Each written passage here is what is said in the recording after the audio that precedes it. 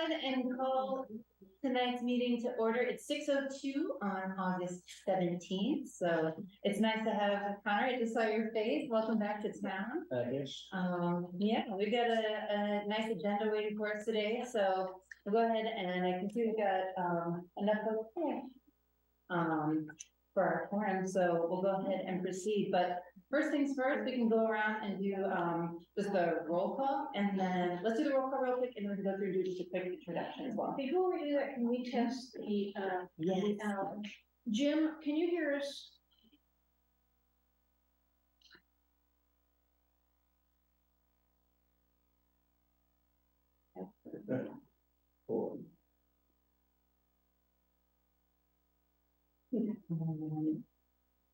Hello, Jim. Can you hear us?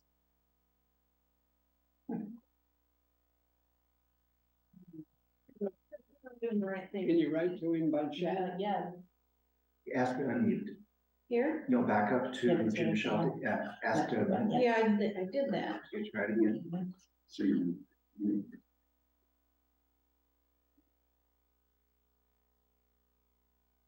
Can you chat to him and ask him? Yeah, it's possibly made that way to do. So. He's still muted. I can see that.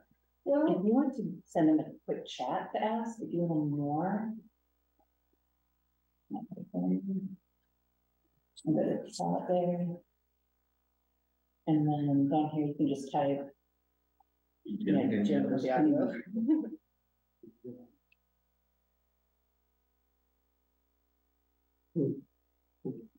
Minutes. Uh-oh. Oh, No, a little bit. Exclamation point. After last month, did the chat.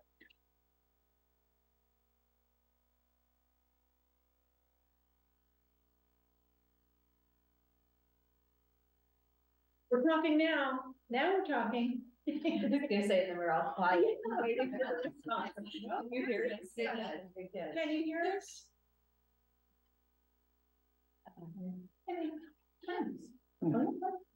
write on Through paper and The show. technical side of things. Write a note on paper and show it to him. You may not be able to unmute. It's for security. I already think it's for code. We should just have a meeting. Now a meeting. Now you ask to. Jim, can you hear us? We're checking the audio for the Zoom call. Jim, can you hear us? That's the one from Renee. Yeah. Do we know who Jim is? Is there, we've got another person joining, so that person may be able to chime in as well. See, he's still muted. Yeah, I'm just wondering if he's separate from his computer and he's actually not able to hear us. And it has to unmute. Maybe now. No. We just saw that Kara joined, and last month we were having trouble with our audio, so we're trying to check that the Zoom participants can hear us okay. Tara or Jim, are either of you able to hear us? Yeah, I can hear you. Hooray! Great. Okay, great. Well, I see what Jim will pop in. Now, All right. how do I? Well, then, we're gonna go ahead and go around and just do the quick roll call, and then maybe take a moment to do a little bit deeper introduction after that. But Thanks. I'll go ahead and start. Also, welcome. Maybe we'll kick off our meeting one more time. It's 6:06, August 17th, Environmental Commission. I'm Carrie Albert. I'm the chair of the commission. Shannon Dyke. Corinne Tankersley, member of the commission. Megan Murphy, vice chair. Mitchell Owens, member of the commission. Megan Vankowski, member of the commission. Connor Wright, also member of the commission. Mike Whitlam, commissioner. David Parker's commissioner, and this is grandfather Owl, who's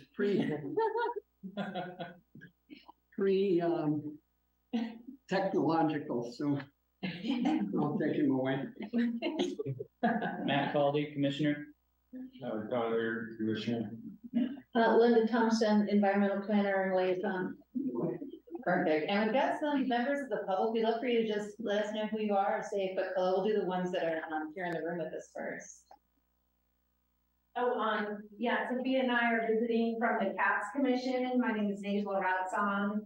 My name is Sophia. Yes. And what does that stand for? of the Community Advisory on Public Safety. Thank you. Perfect. So, yeah, I'm foreigner here. Hope everybody's okay with that. So I'm really a student of Indiana University O'Neill School of Public Affairs and Environmental Studies. I'm the student come from Russia, so everybody's okay. I hope everybody's okay with that. Yeah, I'm from Turkey, so you're not the only one. Yeah. Actually, I came from Turkey, from Antalya. My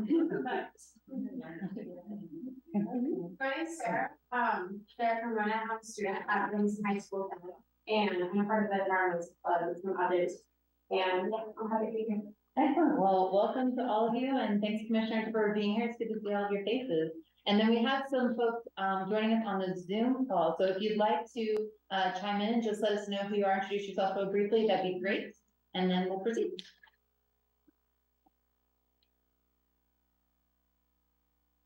Hi, I'm Tara Ganguly. I'm a college student at UCLA. I'm double majoring in environmental science and French, but I grew up in Bloomington and I'm here for the summer. I just wanted to know more about what's going on for this, but also I'm doing this research project on the interaction of having a university in a town and how that affects municipal governance. So I'm kind of taking notes on that. Thank you all for making the opportunity for us to be here. Okay, thank you. Welcome.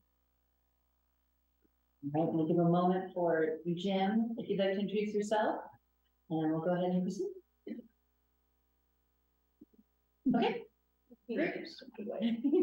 All right, sounds good. Okay, well, first thing on our agenda for tonight is to go through and do the approval. It says here May 18th minutes. We actually approved those last meeting, so I believe this is actually meant to be the July minutes. So did everyone have a chance to take a look at those? Kristen was very kind to send them around. I move we accept them. Second. Oh, great. Well, then we'll go around and just do a quick vote, and we're all here face to face, which is fantastic. So Sharon, let's start with you. Yes, I approve. Yes, I approve. Yes. Yes. Yes. Yes. Yes. Yes. Yes. Yes. Yes. All right. Thumbs up to Kristen's note taking. Thanks everyone for contributing, and we'll just update the agenda there that it is the July minutes that we approved. Great. Okay, so we've got time for public comment. We actually have a separate presentation happening right after this. But before we get into that presentation, I just want to take a moment to see if there's any folks who are here who wanted to either share anything or have anything to present to our commission before we get going. I'm just happy to be here. I've been part of the Bloomington Commission board. I've been in this room and I'm familiar. But yeah, I want to become more involved in the environmental side of the community. So yeah, I hope to learn a lot. Okay, well, thank you. Okay, well, wonderful. Well, again, we appreciate having folks join us tonight and be able to see how things go for the Environmental Commission from week to week, month to month. Okay, so we'll go ahead and move on then if there aren't any other public comments. We'll go ahead and go to our first order of business, which is actually the presentation from the folks from the CAPS Commission. So we'll go ahead and do you need any sort of presentation device or Slides. Yeah. and do you have the email that has the slide deck? Could you take There's their copies around? they were in an email. Yeah, I sent them via email. Yeah, would you? Would you like to hold those up here? No. So if you go into, yeah, what we got slides. Not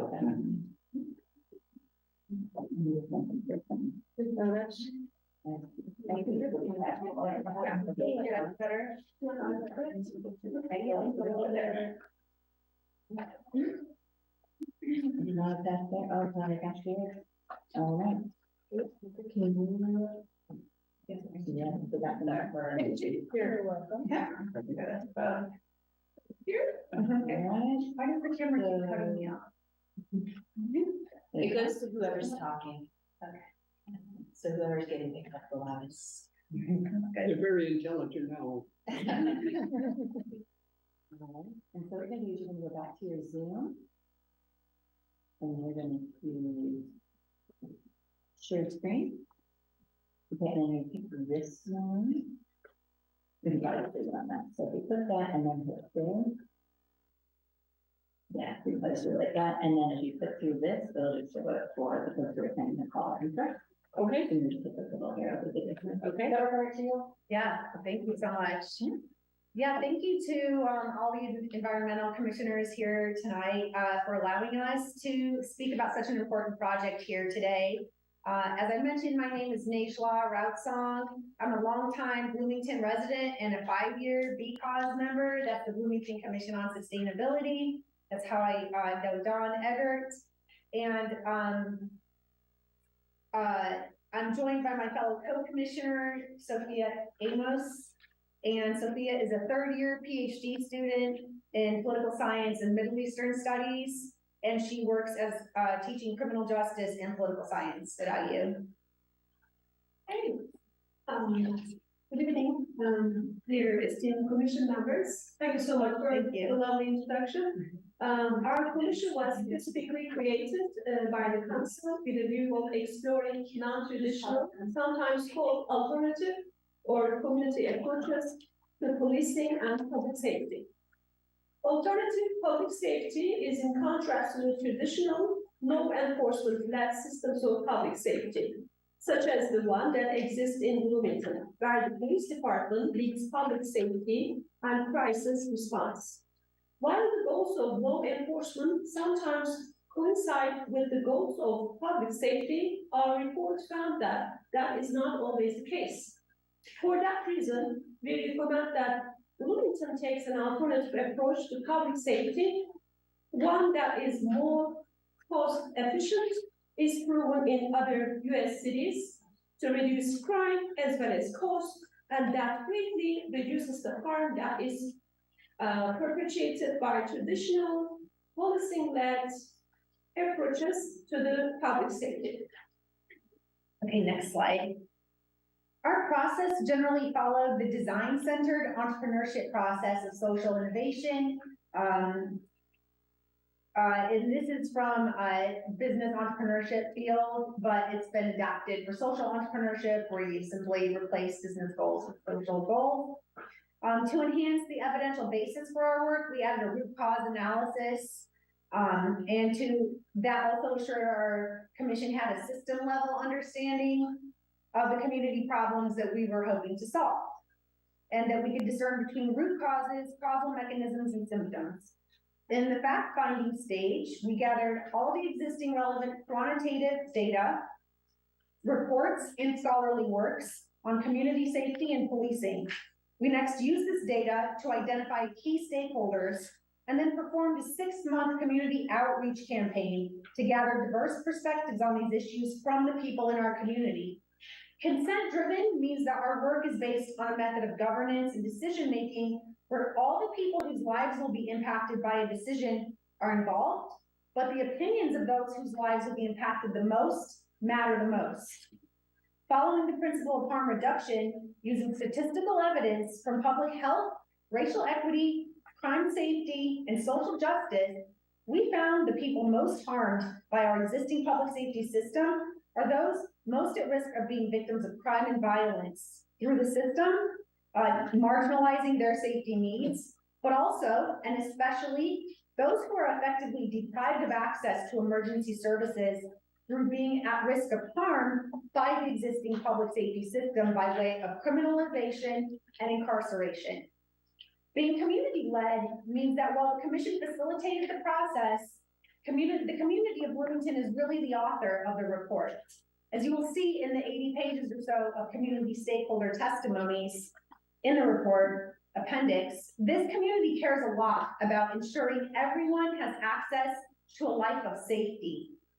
And what's more, we already have all the ideas and resources in our community to do that. So our job on the CAPS Commission was really just to find all the pieces of this puzzle and put them together. Now that we've done that, we are sharing our work with the wider community to continue the next steps of the process.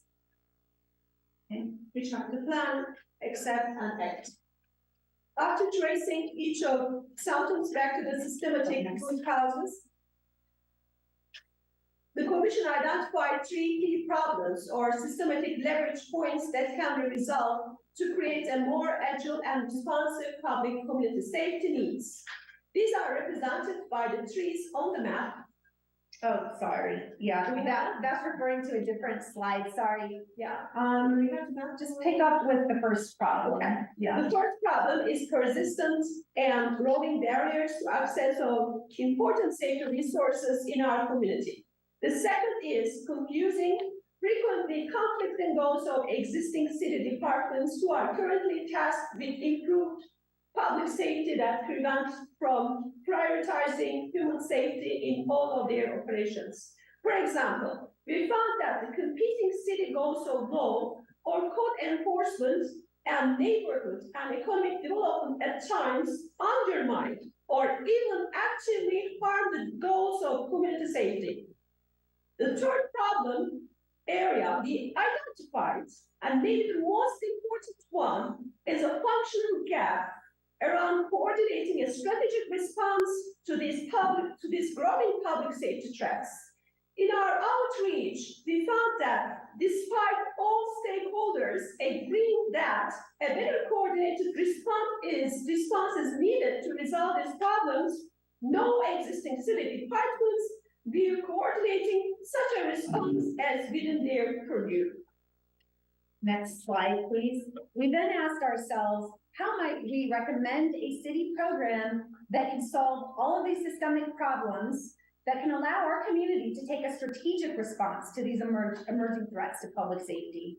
The main recommendation is the creation of a new Department of Community Safety and Resilience, or a DCSR, that will prioritize upholding community safety and resilience above all other goals.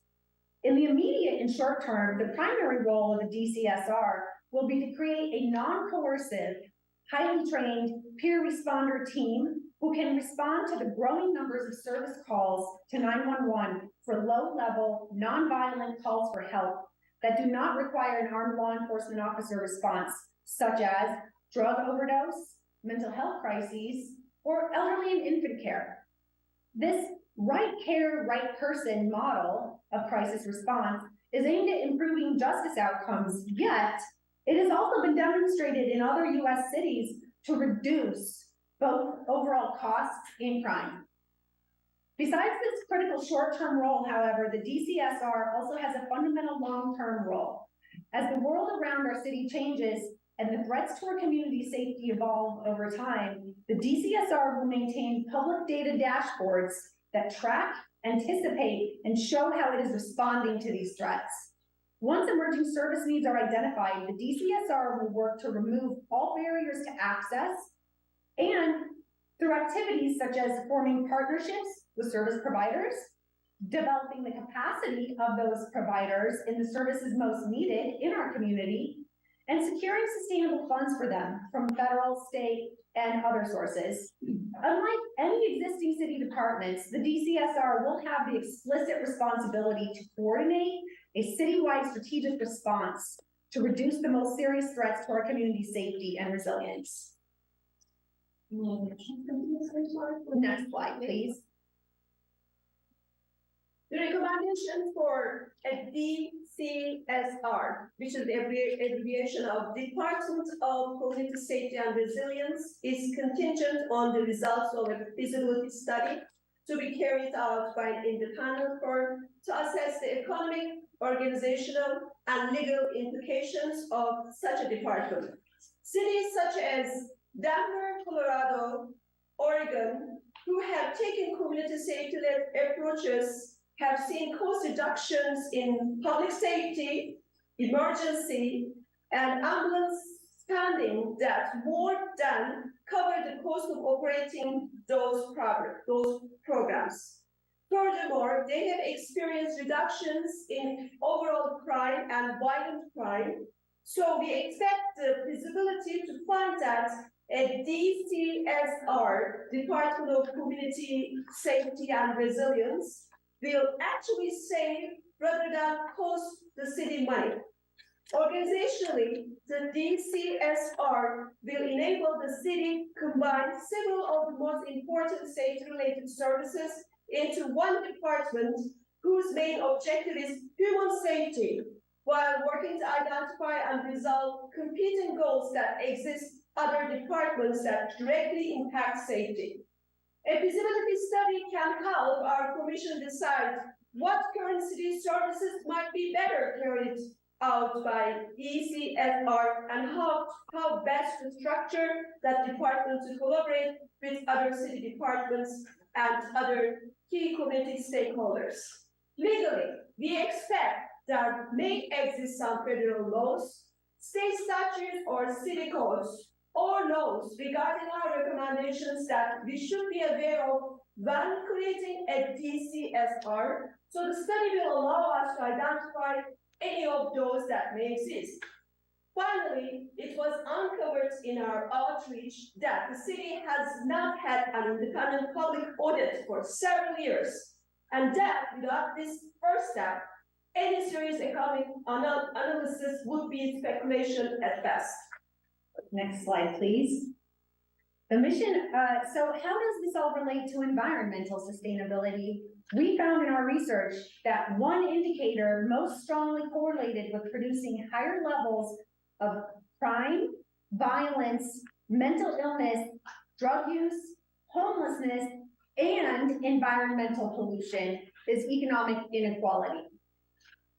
In the book, The Inner Level, pictured there, greater inequality in societies has been tracked to higher status competition and therefore higher levels of consumption, higher levels of violence among people, and less concern for the natural environment around us. This book was written by an economist and an epidemiologist. They also wrote The Spirit Level, which was a precursor to this book.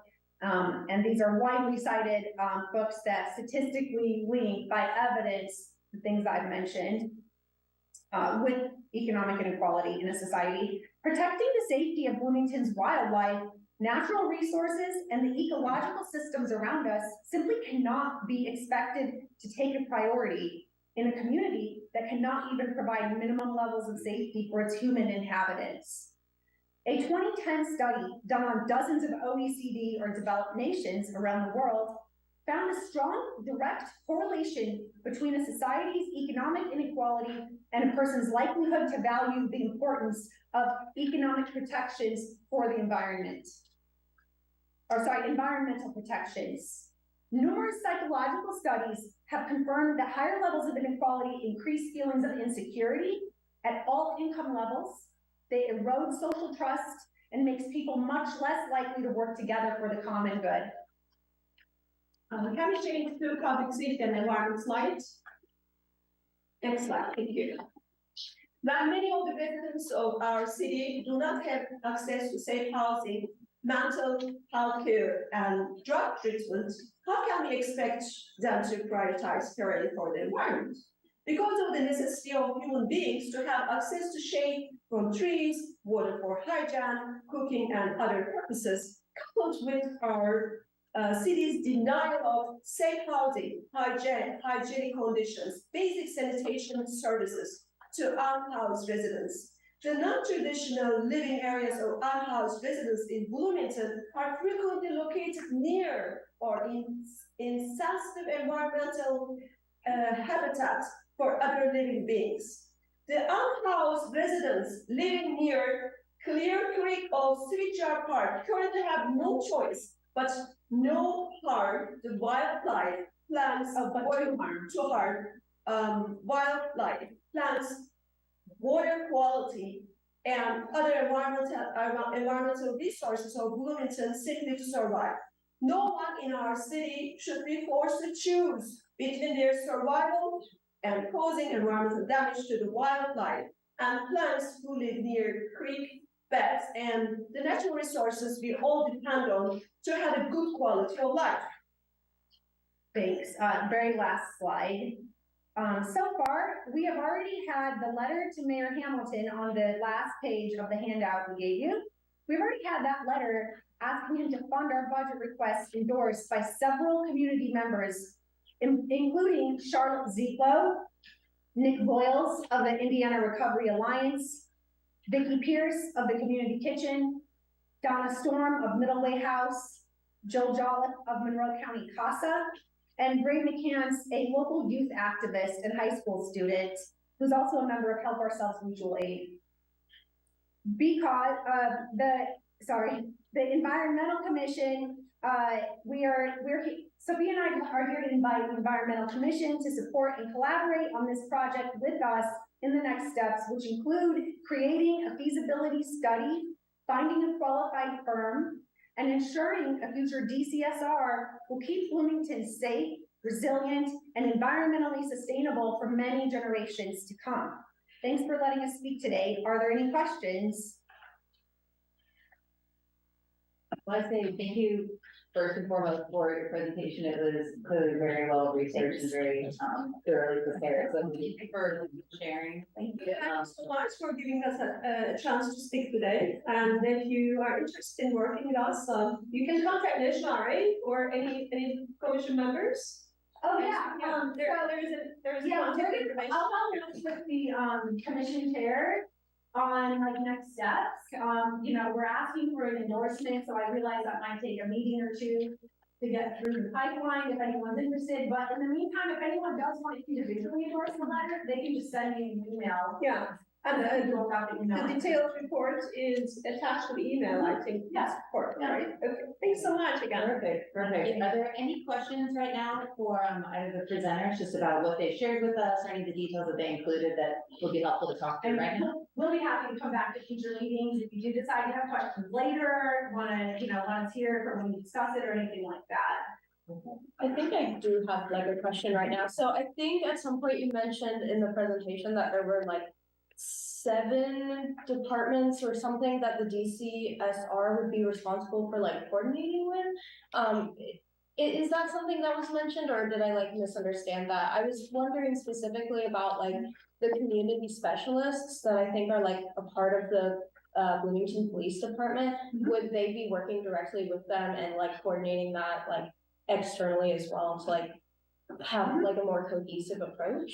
Yeah, so I mean, our commission, we don't think should necessarily try to decide all the details of any of this, right? I mean, for instance, the emergency dispatch protocols should be decided in collaboration with existing public safety providers and the community department, we would hope. But to answer your specific question, yeah, actually, we think that there's a lot of current city services that very much should fall under this category and probably be better managed under an organization specifically designed for human safety. That we would hope in the feasibility study that would come out in the organizational section, because that's specifically what that is supposed to do. The organizational part is for because the consulting firms do this all the time. They decide which services would be best moved under which department. And so, for instance, the police embedded social workers, I think, seem to be a perfect match. And also, like, the fire department has a mobile health crisis unit that has been sending out, highly trained medical workers to things like falls for the elderly and stuff for a while now. So there's a lot of existing. Middleway House has a triage service. So there's a lot of existing city services that would really benefit by being at least collaborated with under one umbrella, not necessarily all managed under that umbrella. But yeah, I mean, we certainly don't want to make all the decisions, especially that's why we're kind of touring select commissions that this seems to really relate to say, look, now we want you all to help us take the next steps. Design an RFQ, choose a qualified firm, decide what you would want to see in a department like this. So yeah, basically, and obviously we're here asking for your endorsements to really get this funded in the 2024 budget. I have a question. So I'm all for alternative modes to policing, but what I think I heard you say when you were trying to make the connection between what we do on this commission and your larger aims was basically that human safety has to come before environmental concerns. And I wonder if you could talk a little bit more about that claim and the way that you see that. Yeah, I mean, I don't think it has to come before necessarily. I feel like the research is pretty clear that human safety is linked very closely to environmental safety, and that societies that aren't safe for people aren't gonna be safe for the environment. So I'm not necessarily saying in a moral judgment, like I think one should be prioritized over the other, but simply as far as a practical approach to solving this problem from a problem-solving perspective, I think there's a lot of evidence out there that if we want to move the needle on environmental things, we also need to move the needle for, frankly, economic inequality, which is a major indicator. But you know, when people don't feel secure, when they have low levels of social trust, this has all been proven psychologically to lead people to decide the environment's not important to them. So that, I mean, that's just a fact. I'm not stating that I think it should be that way, right? Obviously, I'm certainly not stating that I value the environment less than, you know, safety or something like that. I'm just stating that these are assumptions that have been made. In fact, in that book that I put up there, I'd be happy to share it with you. There's a whole chapter on, there's actually 2 chapters on the environment and the climate and all the data that has linked, that have linked these together, so. In support, I would like to add that. And frankly, we don't need to be the odds, right? No, they shouldn't be. That's the point. That's the way it was set up. Yeah. Yes, no, yeah, and I didn't mean, I'm sorry, I didn't mean to give you that impression that I think they're at odds. No, I actually think they do go together, and we're trying to bring people's attention to this and say, let's get everyone in the community who cares about human safety and or environmental safety working on the same, in the same direction for the same things. In virtually every natural disaster I can think of, including some man-made disasters, the one common denominator that I've read for going on 30-some years are the people that have less means. People with middle income and upper incomes have insurance programs that can get them back to their lives, but the group that gets, every time there's a disaster that impacts their community, it's like they start all over from zero. So if we really want to be effective in protecting people from things in the environment and get results, it's going to be to address the social justice and the people that are most affected. Are there any other questions about the presentation or any other details that would be helpful to know before we put them down? Sorry, again, I was just curious, so the proposed department was called like the Department of Community Safety and Resilience. And so I'm wondering what like resilience means to you, because resilience means something pretty specific to a lot of environmental folks. So I just wanted to hear if that means something similar, overlapping, or like completely different. Yeah, so my academic background is actually in sustainable business and social entrepreneurship, so it has probably the same meaning. I was using it from an economic perspective of resilience, which usually does coincide with environmental resilience. And so it's literally means to make our community resilient so that when, you know, it's literally a risk mitigation term, right? If you're resilient, then you're not a fragile community who is, you know, at risk of having, you know, major harm done to people whenever, you know, crises occur. So yeah, I mean, a big part of it is, and again, this is open to the community to decide, but the reason the commission decided to include the term resilience and not just stick with safety, because we really do feel, because safety is more of a short term and resilience is the long term, right? And we really feel, in our outreach, which you'll see was very detailed, if you haven't read the report, with all the key stakeholders in the city who run these departments, no department saw it within their purview to make sure that there was a long-term strategic response to emerging threats to the community. These are emerging threats, which are linked, you know, public safety. They are linked. I mean, the economy is the driving force of these threats. So, you know, they're very closely linked. But yeah, basically to give it that long-term view, right? To have a city led department who has that long-term view of our community safety. and resilience of the community to withstand crises, either climate crises, economic crises, what have you. Basically, so that we don't have, so the focus of the resilience would be to make our community less vulnerable. Maybe minimize the number of people who are vulnerable in a certain way, but yeah, that's a great question. And again, you know, at this point, this is why we're opening up to the community. We really want all the commissions and groups and organizations in Bloomington to, I mean, I don't know exactly how it will work. We might set up an advisory council or just invite commissions one at a time to come speak to our commission and share their views and collect those and try to synthesize them. I'm not sure exactly how it might work, but we really do want this to be a community-led effort. It has been so far. If you'll see our process, I think you would agree. And we really want to keep this being, you know, a community-led initiative. So whatever it means to you. All right, well, thank you again so much for the presentation, and I have your email addresses, so I can follow up with you. Okay, perfect. This meeting, but again, thank you for sharing and for the materials too. Thank you all. Yeah, have a nice night. Okay. All right. Well, again, thank you so much for having us today, and have a nice rest of the session. Good evening. Good evening. Bye-bye. Okay, so that was actually our first presentation of the evening, but now we're moving into the old business side of things before we get into a discussion about this. Yeah, we have. Oh. Consider the paper. Excellent.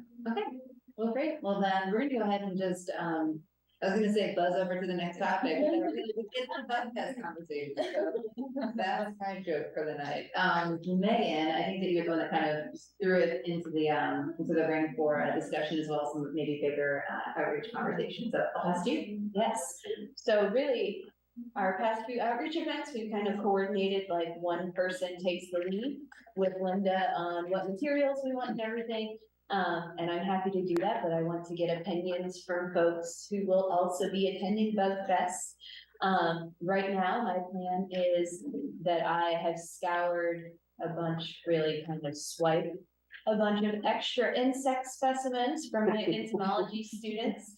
Anything that they had too many of in their collections, I kept these pen specimens with the hope that we could do much like we did last year, where the kids can actually touch and feel and see insects up close, where there are many people with much cooler insect collections at the event, but nobody lets the kids interact with them.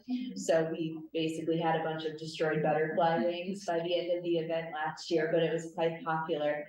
And then really to tie in our environmental commission efforts, at the same time, we also have handouts and materials available that tell people about native gardening, basically adding wild landscape to their yards and what things they can do to increase insect biodiversity and attract insects.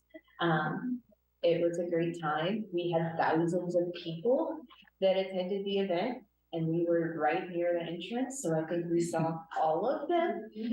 So it's one of our best, I'd say, outreach events where we see the most people, and one where we get to interact with our youngest citizens. So with that in mind, are there any thoughts on things that we should or could add, perhaps to get the kids more engaged with the environment, right? They aren't planting native plants in their gardens or anything. Yeah, no. One of the things I was thinking about, you may have seen a group doing this at the long time that I went to Bug Fest.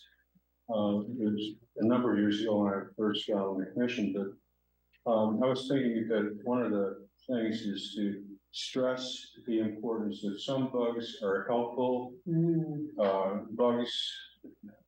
Bugs are mostly arthropods. They go back 560 plus million years. One of the first things that emerged in multicellular animals and diversified amazingly in the end of the Cambrian, Precambrian period. And they all share some common traits. but they all are become specialized. And so some can be herbivores, some can be carnivores, some can be, with like a housefly, live off of, and the breakdown of natural materials. So I was thinking of a game where the visitor could be given a couple of pictures of common insects, and then have them try to think, are they a herbivore, carnivore, or are they a scavenger? And are they helpful, or are they considered a pest? Could they be considered more than one of those two categories at the same time, in different stages of their life? I mean, just trying to get motivated, particularly kids. I used to volunteer at Wonderland, and I enjoyed working with kids and their parents. And I do that occasionally when I have the opportunity of volunteering with the park department. And it's an educational opportunity outside the classroom. If you plant a seed in a young mind, and help them, introduce it to them, they can grasp its importance. That might be their future career, or really become part of their, not just their education, but their life in general.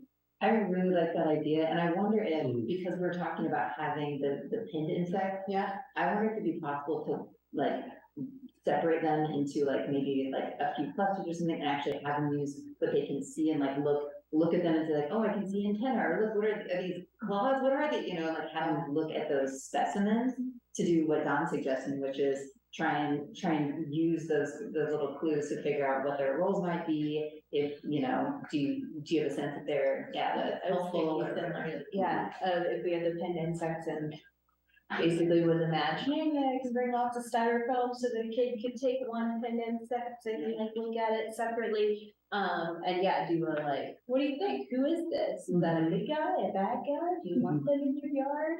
Yeah, do you? Another possible link to the Environmental Commission's interest would be something addressed. People tend to think all bugs are bad, and they use pesticides and herbicides and stuff with not reading the label, and they can do great harm. My late father-in-law was using the chemical that was finally banned to prevent termites. He would go out in the yard and use that to get really incredibly toxic. He didn't follow directions as far as how, even the concentration. And after he passed away, I was helping my mother-in-law go through stuff, and I saw the stuff we still had. There were still containers of this banned pesticide.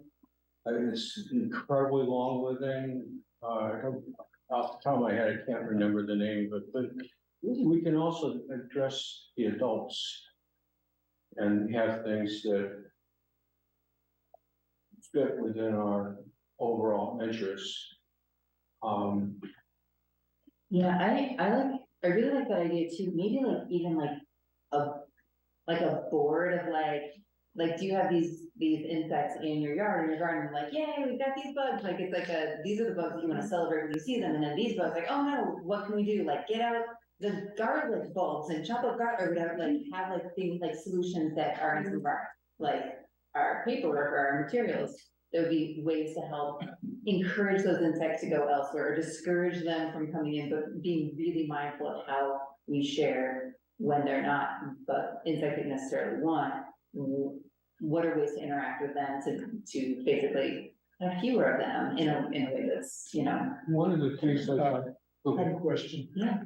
A lot of local schools have had environmental programs where they had kids planting trees and that sort of thing. And we know what, there's any programs in the schools that we could latch on to promote this? To promote Bug Fest or bugs in general? Get the kids involved in it. Yeah. Oh, you mean like in environmental efforts in general? Well, Because what I'm well, thinking I mean, was, they have different types of them. I was wondering if they could yeah, integrate the insect. they already do at Leonard Springs Nature Days. I know there are specifically entomology lessons that my past students learn. But I think too, really what I was imagining for both fests was we give resources for the adults to, you know, go home and do something now. But what can we do for the kids to say, now here's where you can bring insects to your yard? And I think we have our longest standing, isn't the award at the end, towards the end, around Earth Day, our annual contest about, The Eco Heroes? pardon? The Eco Heroes? Yeah, I was thinking that we have experience with approaching, the different schools, et cetera. So it seems natural we would be able to use some of our experience from the Eco Heroes. I remember delivering the stuff to a number of the schools near me, to get them on, you know, inform them of our more recent Eco Heroes that were hampered by the COVID virus situation, but I never had anybody say they weren't interested. Do you have a list of people who volunteered? I do not yet, and I was imagining doing that over email will be much easier. It is, just to restate the date, Saturday, September 23rd, and it is 10 a.m. to 2 p.m. So not quite as painful as the gardening fair, where it was like, let's stock this booth for 8 hours. That should be able to do just 2 hours. Oh, that's right, I forgot about that. Yeah. That was what date again? Saturday, September 23rd. Oh, another one that's coming up, it's on a school day, in September, and I volunteered for it this morning. I was kind of asked by the people in Parks and Municipalities to provide it, but I got it. I saw, got an email from them this morning, and, you know, that it's out at Leonard Springs. And they're looking for volunteers in, I guess, 2 different categories. One is sort of take a group through the park, and there'll also be stations where they needed people with various skills. So they're still looking for it. It was just posted, I think, this morning. So if you. It's called Nature Days. Yeah, I think the city put out something about that too. Yeah. My question about a thing we could do at Bug Fest, I don't know exactly how the organizers determine these things, but is there a way that we could be one of the tables with a stamp? Oh. All the kids wanted to know if they were stamped. Okay. Good, really good. That is, yes. Yes. Disappointing last year. For folks who weren't there, there was like you have to go to all the booths and get a stamp, and then you get a prize. But it was only like half the booths had a stamp, so everybody would come up, like, do you have a stamp? Okay, bye. There were a lot of kids missing one. They're like, are you at the booth with this stamp? And no, we don't have a stamp, so. You guys some high fives though, I felt Oh, like yeah. that. There you go. That's very good. That's right, it's insects, they can touch literature, but I figured if it's possible to get on the list, I don't know how that's determined. Right? I don't know how Yeah. they play in the whole thing, but if we can get a stamp, if we can figure out who to talk to, that's a way that I think could instantly increase engagement. Yeah, that's a great idea. I could probably. Do y'all think bringing microscopes is worth it to look at specimens? If I have cheap old ones? I was gonna. I'm gonna be covering it for work, so it's gonna be ready a bunch of supplies on that, so. Sort of an events coordinator. Scope. Oh, okay. That's a good topic there. Hand lenses? Yeah, that might be a simpler option. Yeah.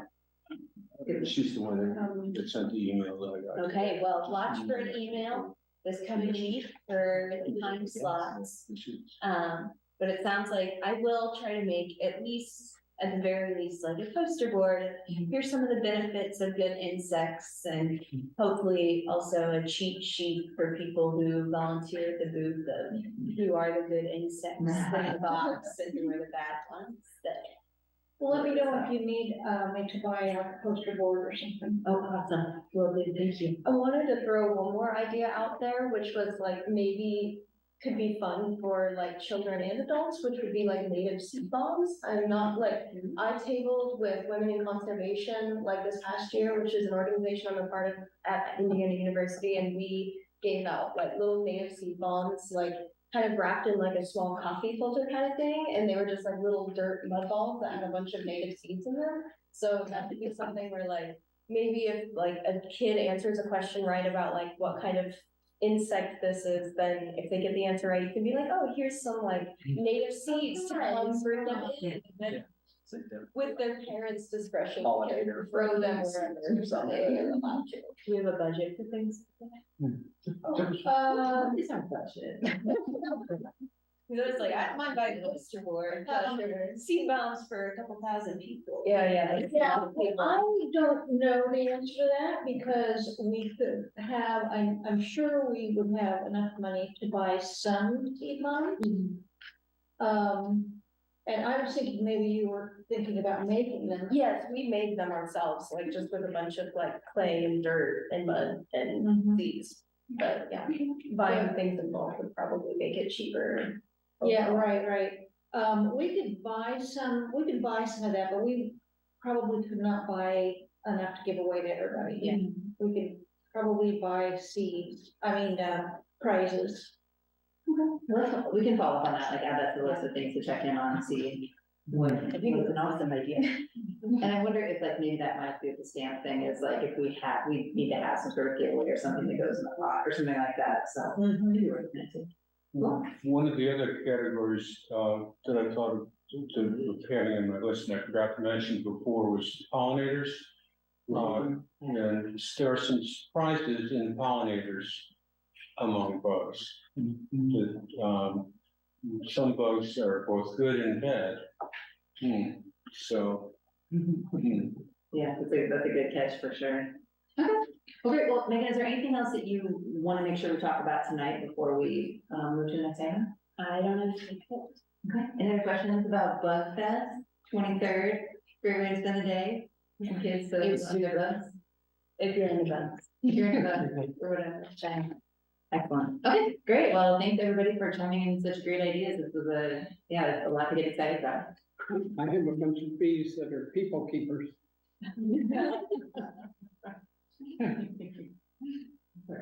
I have a raised hand here. Oh, sure. It's like Eric has raised their hand. Eric, if you've raised your hand and you wanted to chime in with something, we welcome you, Eric. Okay, thank you. Can you hear me? Yes, definitely. Thank you. Thanks for all your work. I did have a question.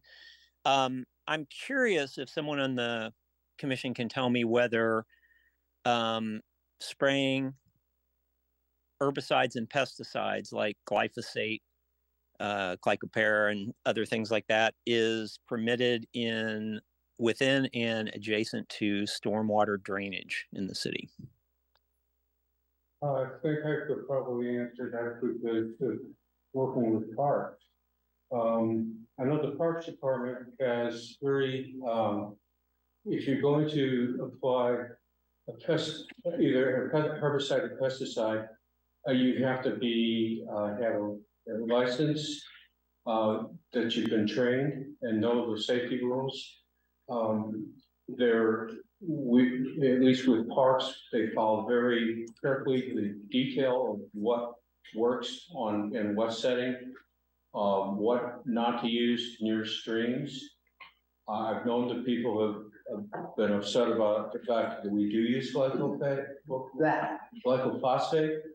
but we generally do not spray it. Typically, we will cut, if a tree is cut down, an invasive tree or bush is cut down, we use a dabber to apply the pesticide. Even on the weed wrangles, all the people who handle the whatever herbicide that we might be using that day, it's most often glyphosate. It's dabbed on, it has a color dye that shows that where you applied it, that lasts for several days. And sometimes during the drought, it lasted well over a month. That you come back and see what stump had been treated.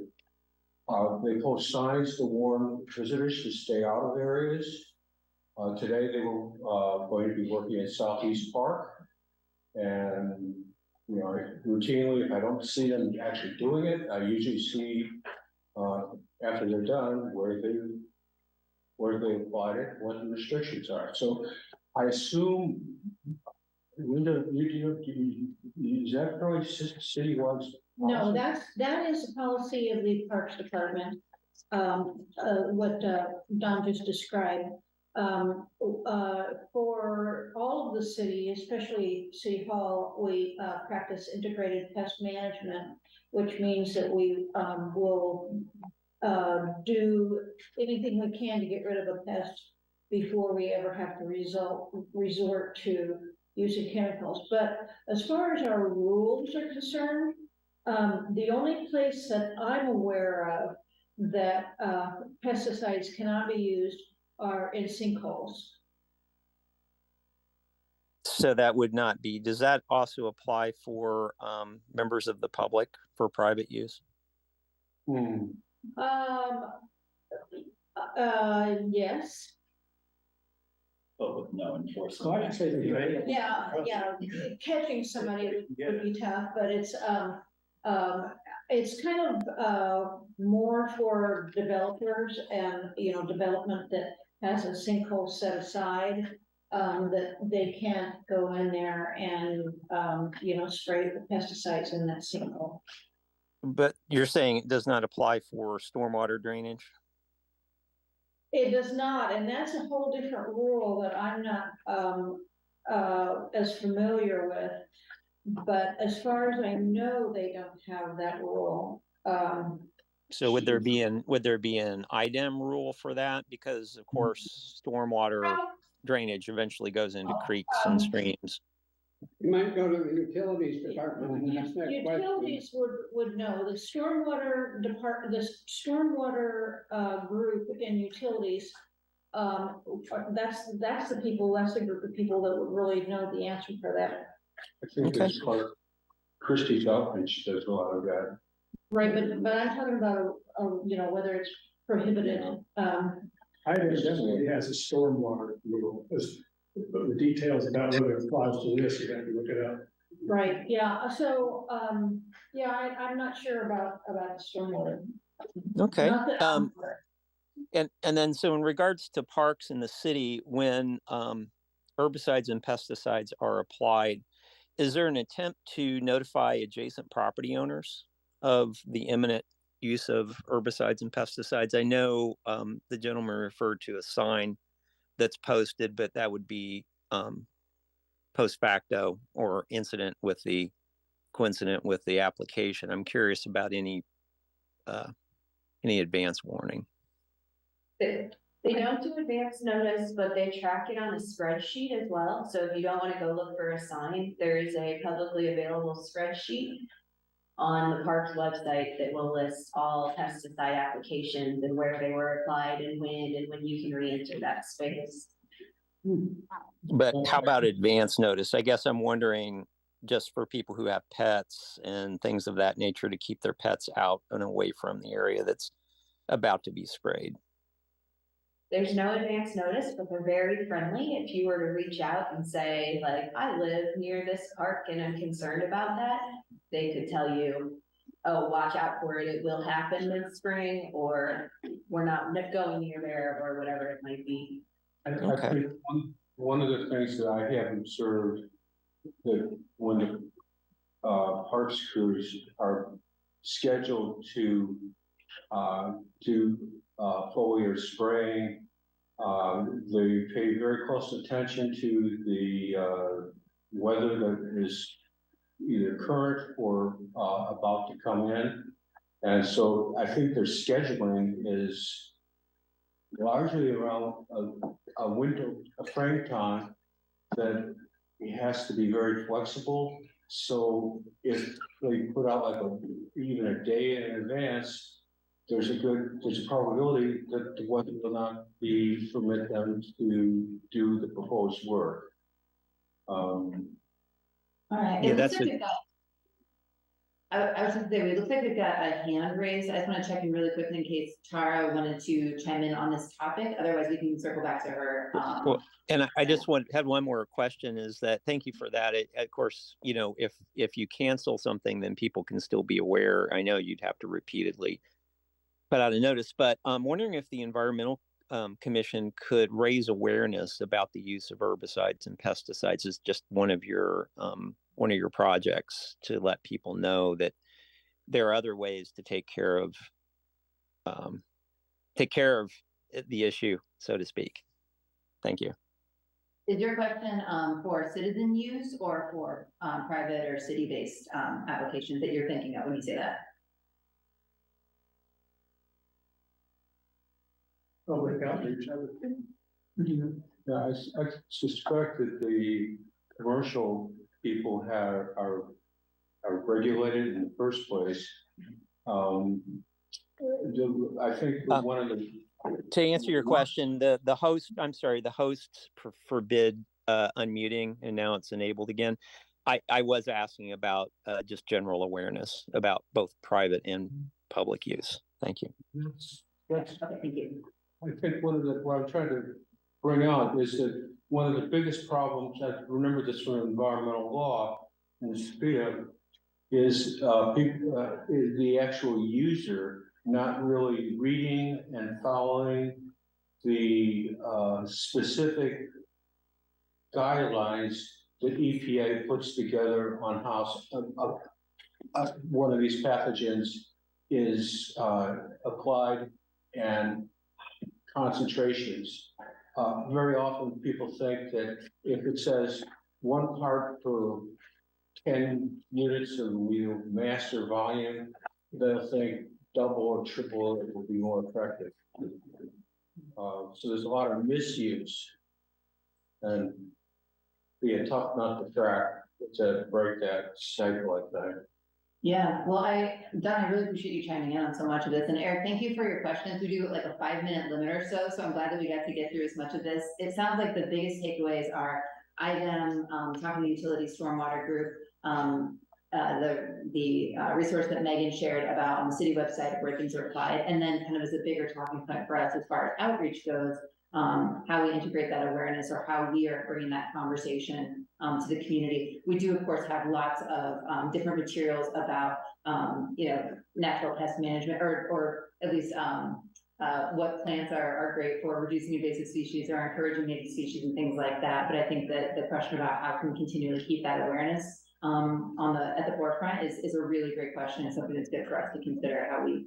I think since we have so many pamphlets on various topics, we could put together something that summarizes the current best practices. Yeah. And distribute that into the community. Yeah. Are there any of us that are qualified to do that? You're gonna write it?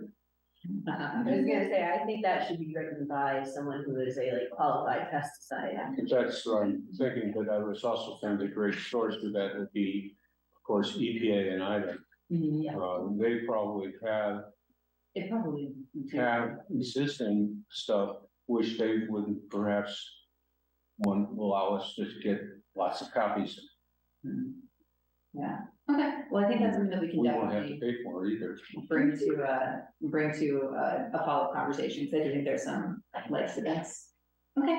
Well, before we kind of get too far behind, I'm going to go ahead and turn it to Tara really quickly. If you still have a thought or a question to share, I want to make sure we're making some time for that as well.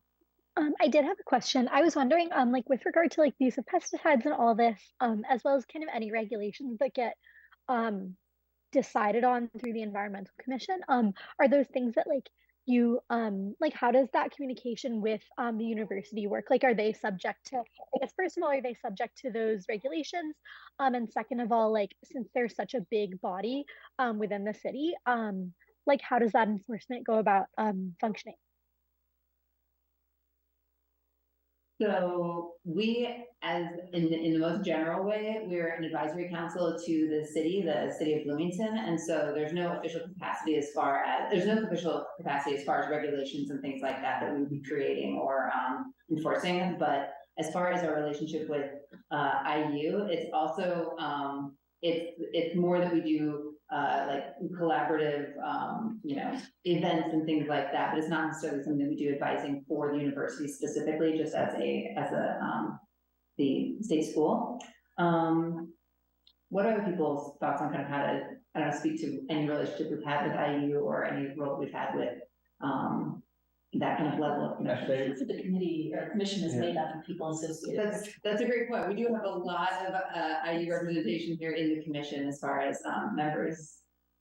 There's also, at least in terms of theory expert and practical expert, Steve Boland in Bloomington might be someone you want to talk to about all this stuff, but because he's been a long-term city council member and literally wrote a book-length master dissertation on a lot of this topic.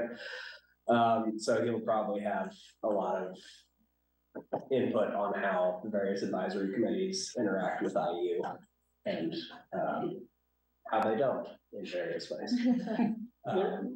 There's this fellow in this faculty who retired a year or two ago, and I don't remember names well, but he taught IPM in integrated pest management for years and years and years. Mark Lane? Mark Lane, yeah. So he'd be a good guy to talk to. So the names that we just said are Steve Boland, which Boland. Volan. Volan, and then Mark Lame, Lame. Lame. And those two would be folks you can talk to about kind of that relationship and with the team. That's great, thank you. I've written those names down. Yeah, thanks for the question. Okay. So much exciting stuff to cover tonight. My goodness. Not a summary at all. Well, great. Okay, well, Eric and Tara, thank you again for chiming in with your questions. I'm glad we had the chance to talk through it.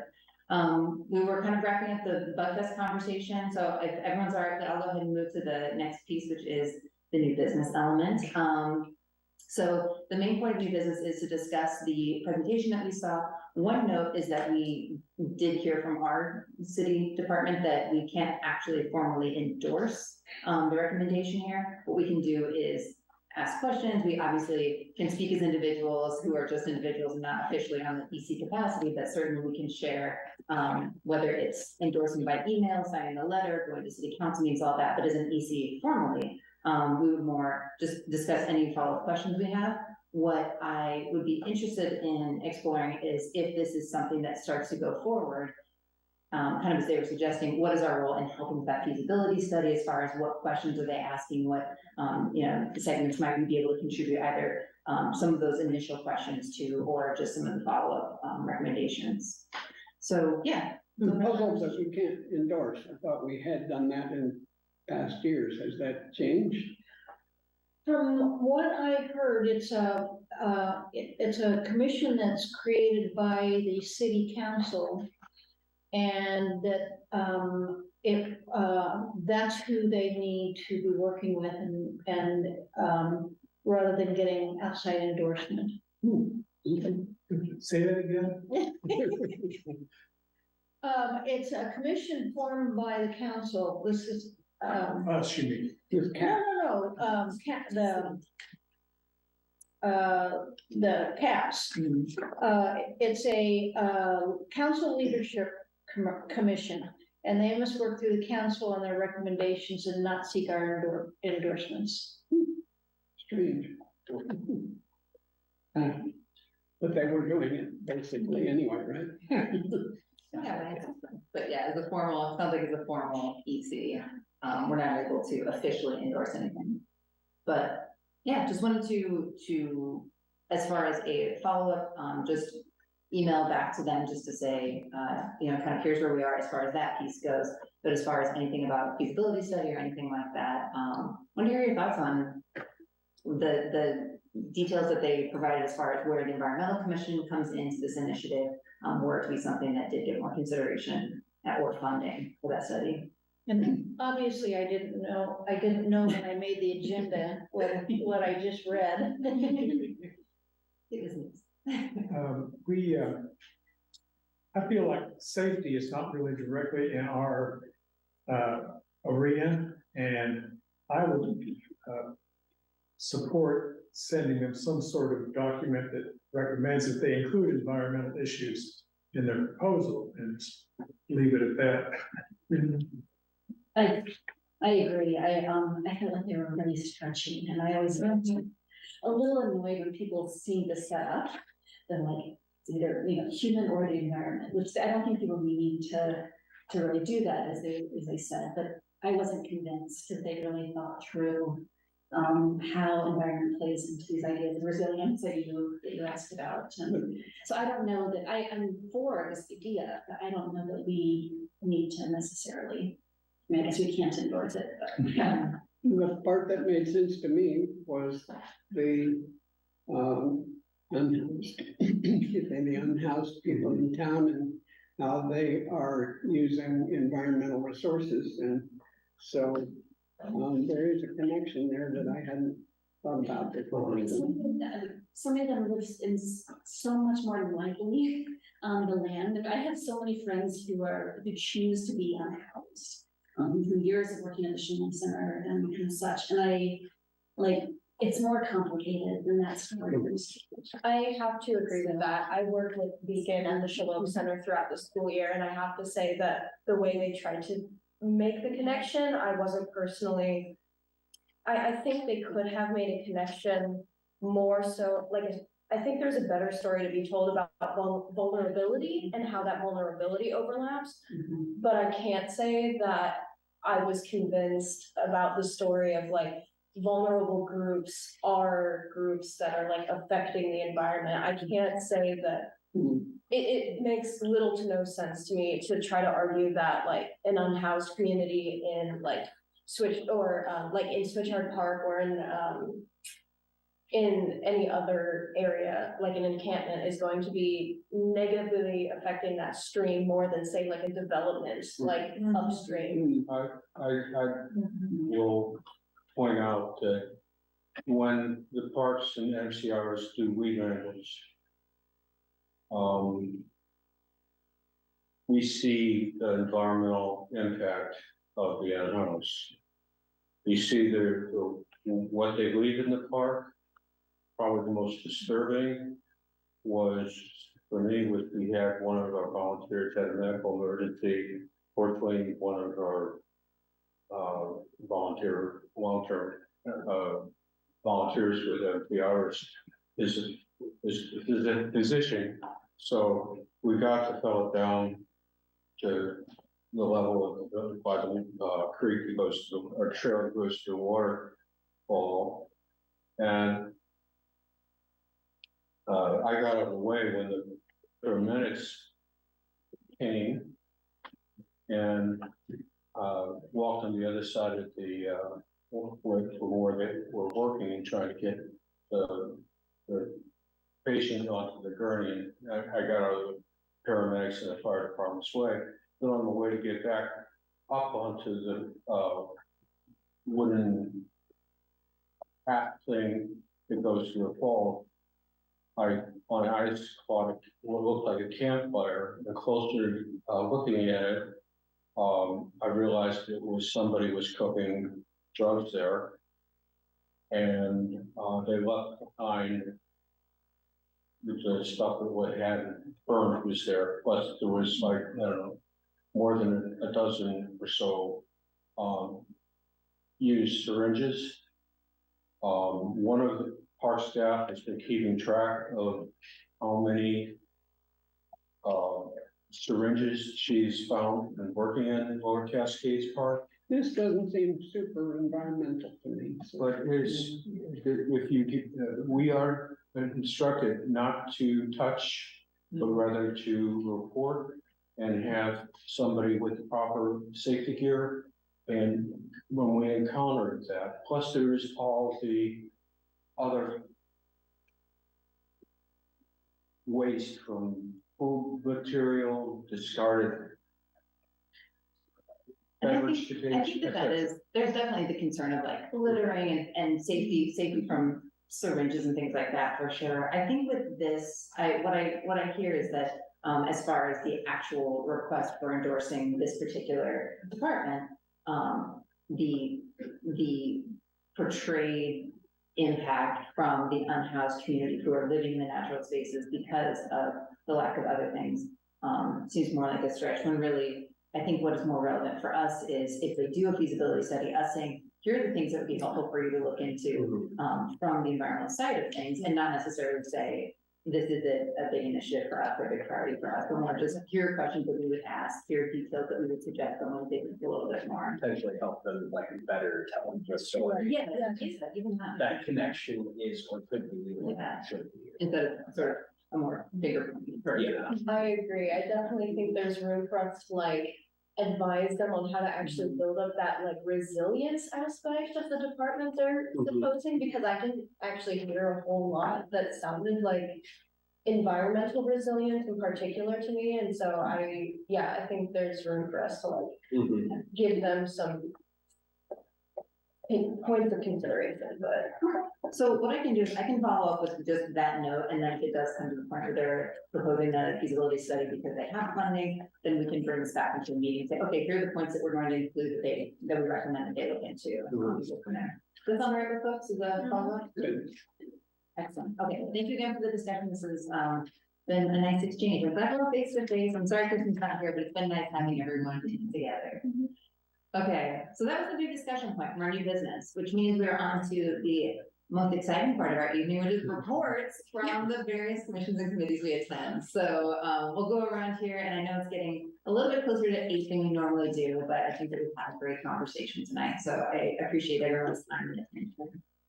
The first report that we've got on our roster is the Tree Commission. Let me do all three of mine in about 1 or 2 minutes. The Tree Commission usually meets, it would have met this past Monday, but because of some holiday or public service meetings or something, they chose to meet next Monday. So I'll report on them later. ERAC was to have met a week from yesterday in Winslow Woods Park, and then the weather got really bad, so they canceled the meeting. And nothing much is going on with Friends of Lake Monroe right now that I can tell you about. So I think that was less than 3 minutes. Great. Okay, thank you for the updates there. And yeah, let's see it through. Okay.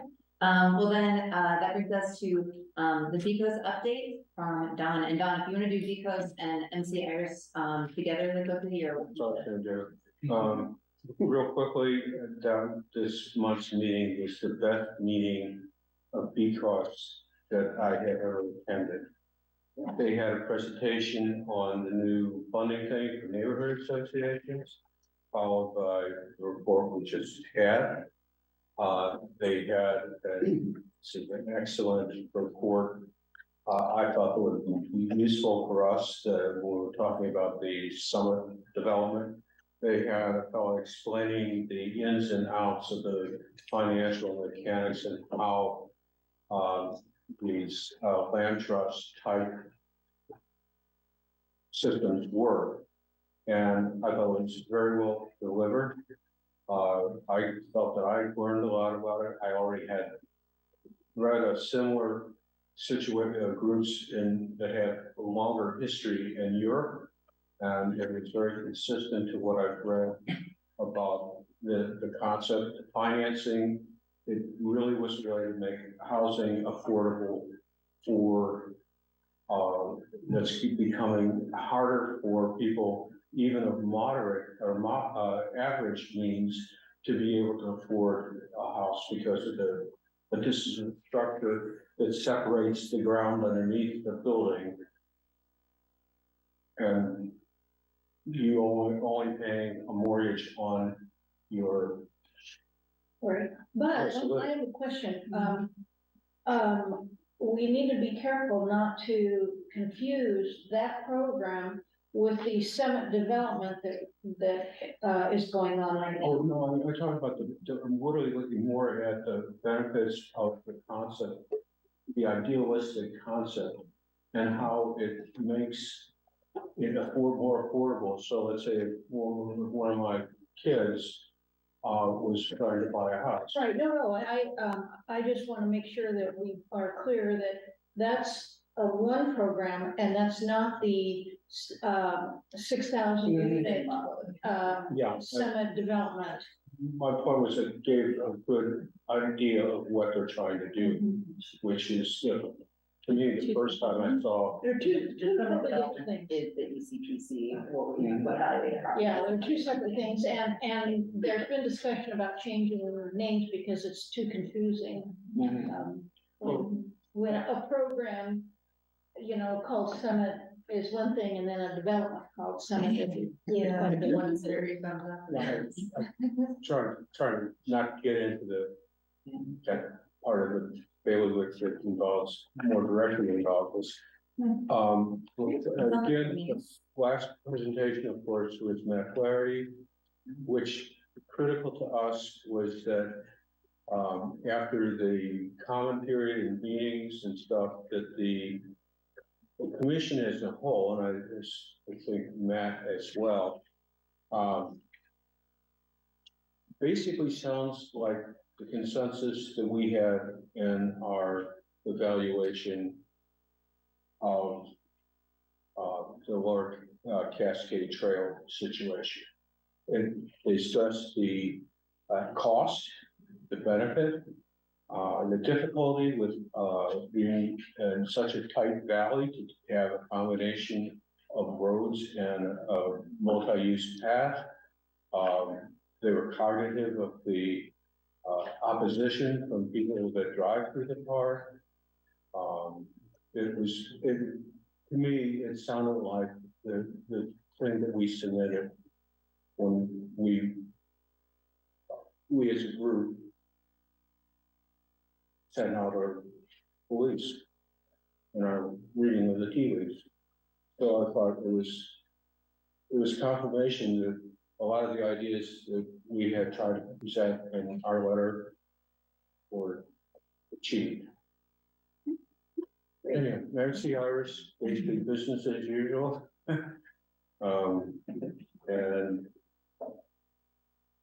The more volunteers, the more work gets done. Happier the parks people are. And I think as far as our goals, long-term goals for what we want to see in the environment and our wildlife corridor and et cetera, et cetera, et cetera. Be sure and write down on your calendar, September 9th is the MCI's native plant sale. And one aspect of that is that they hope that they make equal amount as they have in a couple previous years. And the money that they get from that is now being redirected into particularly their support for people of modest means who do things, the reward system. We will be able to help more people do the right thing. Because it's cutting down a big tree is going to be out of some people's reach. Yeah, okay, well, that's great. So September 9th, if you didn't hear that, is the NCR's native plant sale, which obviously goes to a lot of important stuff, so, okay. Great, well, that's great. Thank you for the updates, John, and Dave too. Yeah, so great things. Okay, well, sounds good. So we're at the point in our evening where we go through and you commissioner announcements, basically if anything that you'd like to share across the commission. Mike, are you excited about the announcements? We include all of these venues that we're supposed to be reporting on. I didn't catch all of them. We had, oh, I guess because we did do, you're at. No, we didn't do the Monroe County environmental. They still meet at 5:30 tonight. So they're being completely overlapped. Also, The agenda looked unexciting. Our planning commission was listed here. Is there any updates on the other summit project? Right, they did not make, any changes in writing, but I haven't listened to the plan commission presentation yet. But, they were, from what I understand, they were gonna make some verbal commitments. So as soon as I find out what those is, ECPC will meet again. So we can tentatively put it on the list for reports next week, next month. Oh, that yeah, goes in. okay. See if we can follow there. Okay, thank you. Good follow up, Mike. Okay. Yeah, Dave. Well, I have my usual story. This is about 1980, 1981. City of Bloomington needs a new sewage treatment plant because the Winston Thomas plant has been badly contaminated with PCBs by Westinghouse. There are 10 proposed sites for a new sewage treatment plant, one of which is Dillman Road, where it ended up. And one was down south of the Monroe Dam, where Clear Creek runs into Salt Creek. And the idea was to take a 6-foot, I can't quite do it with my arms, sewer and run it down Clear Creek. I've seen both statements that it was meant to be in the creek and along the side of the creek and run it all the way down there. The developers loved the idea because then there'd be a sewage treatment plant down there and they could make sewers around both sides of the reservoir and develop everything. And environmental folks didn't like the idea very much.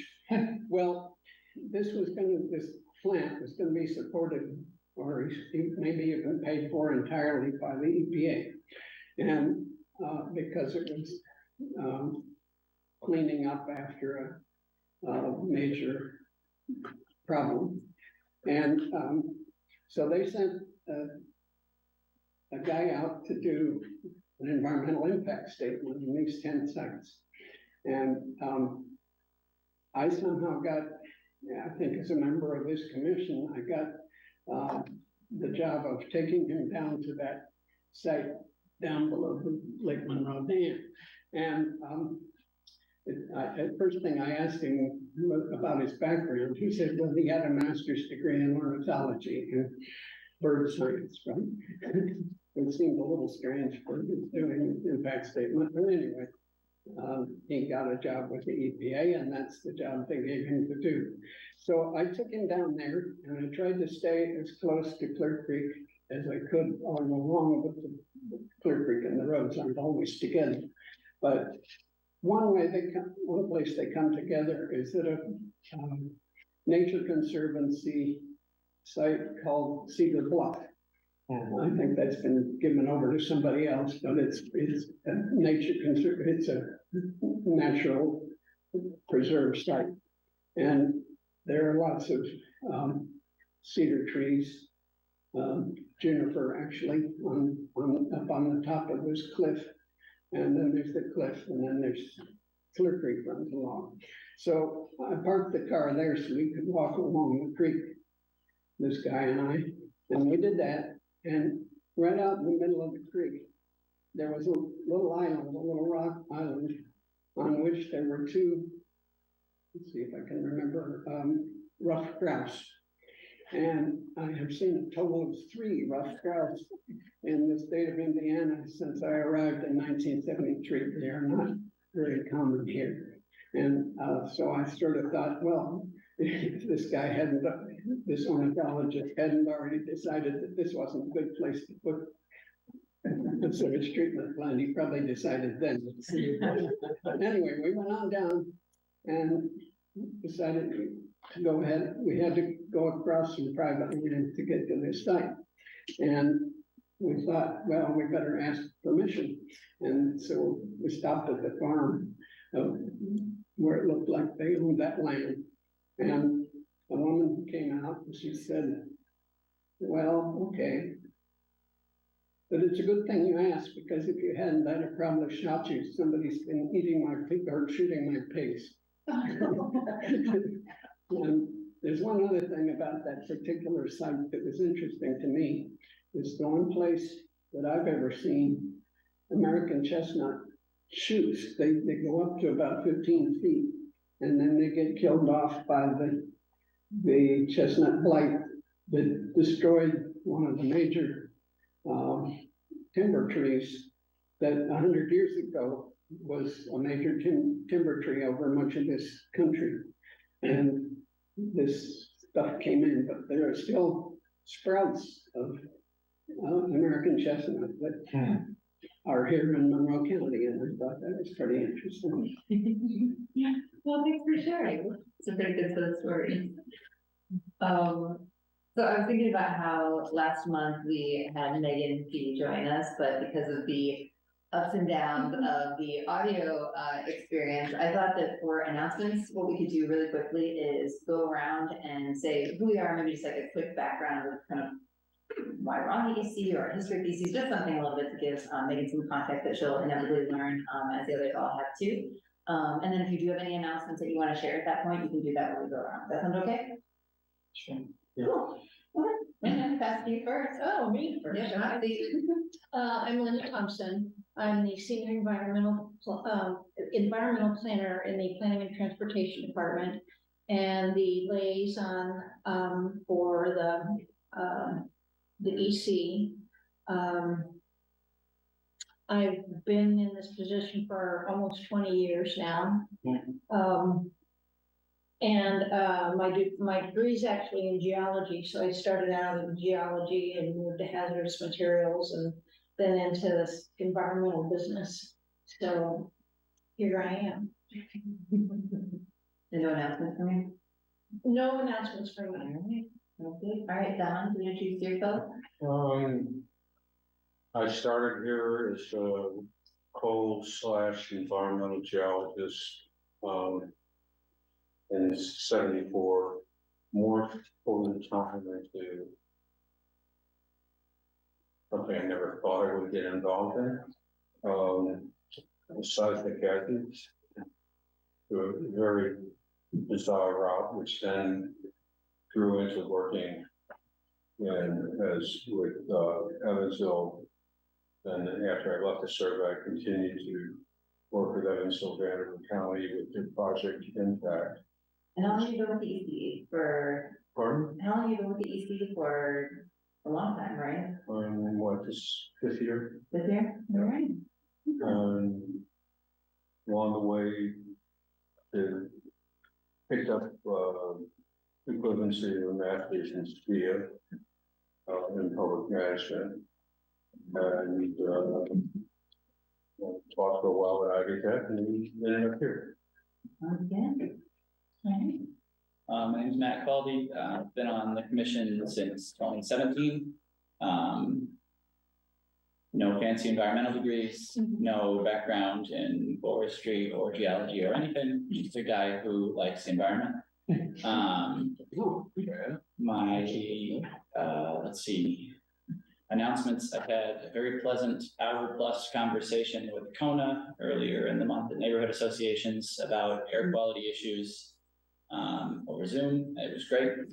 I then the very next day had a very shaky, nervous 6-minute presentation to the city council about air quality issues. They had been bickering about time and a lot of other stuff. So I don't think very many people were very focused on it. Though Councilmember Bolin did indicate that he would be interested in finding funds to expand air quality monitoring in Bloomington. So I need to start figuring out what the next steps are in that arena. Thank you for doing that. I watched it back and I shouldn't have. Oh. I'm not a public speaker. I'm not a public speaker. You are not. It was, you were probably uncomfortable when you started off by, because you were bickering beforehand. I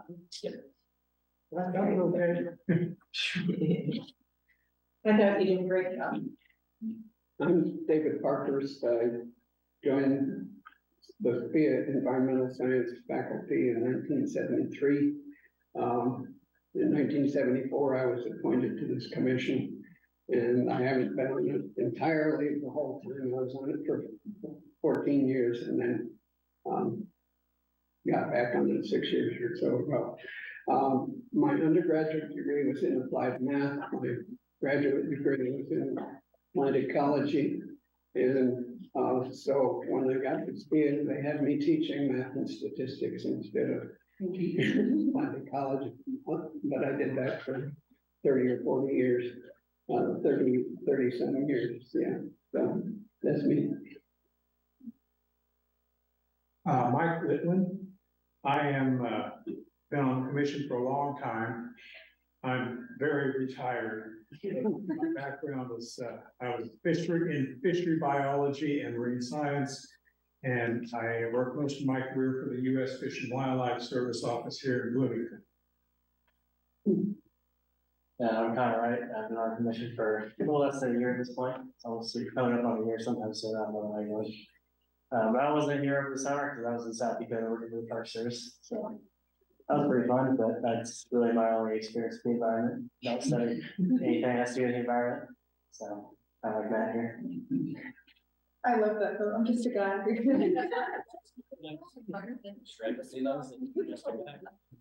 Hi, thank you for the warm welcome. My name is Megan Binkowski. I'm from Ann Arbor, Michigan, and I'm a first-year MPA candidate at the O'Neill School. So it's nice to hear about all the SPIA connections I have here. So that's really fun. And I'm planning to study policy analysis and energy. I did my undergraduate in public management and urban planning. Hi, I'm Mitchell Owens. I've been on the commission since May. I think. But yeah, I came to Bloomington in 2017 as a PhD student that's still ongoing. In the geography department, working on the intersection of policy and environmental issues. And also now I'm working for the Indiana Department of Environmental Management in our water quality monitoring section. So I get to been out the past couple months running around across the state and kicking a lot of streams to see what bugs are there and what they mean for the streams. So that's been a lot of fun. Also, I probably just realized I think my mom probably took stats classes from you. I keep meeting people like that. Yeah. Yeah. Megan Murphy, I teach at IU in biology. My background, my PhD is evolution and animal behavior. I studied insect communication. So you hear me talk about Katie Big Calls, that's why. And now I teach mostly research methods, scientific writing, and then entomology in the summers is my most fun one that I just finished up. Partnered with parks on a lot of cool stuff.